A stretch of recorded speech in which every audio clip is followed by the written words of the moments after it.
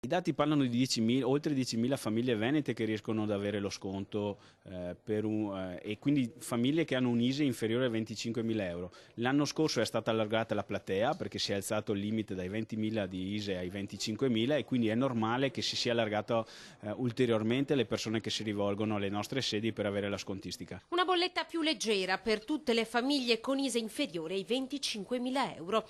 L'accordo stretto tra i sindacati Ascotrade e le società di vendita del gruppo Ascopiave in 8 anni ha dato un volto alla crisi nella Marca trevigiana, raccontando una realtà in drammatica evoluzione. I dati Istat dicono chiaramente che il 6,5% delle famiglie sono in estrema difficoltà e noi siamo orgogliosi di riuscire tutti gli anni a mettere in piedi questa iniziativa assieme ai sindacati, perché la nostra è un'azienda che ha una sua responsabilità sociale. Un'alleanza che poggia sulla rete sociale dei CAF, che potranno presentare la domanda per le famiglie per le agevolazioni in bolletta.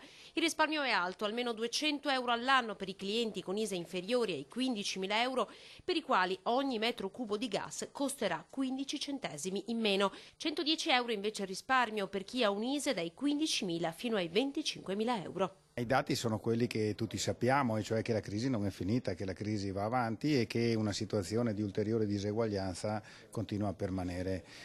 Però ognuno fa il suo lavoro e come sindacato siamo orgogliosi di dare un contributo in questo senso. Un accordo come questo è un esempio concreto per rispondere in maniera intelligente alle famiglie più bisognose.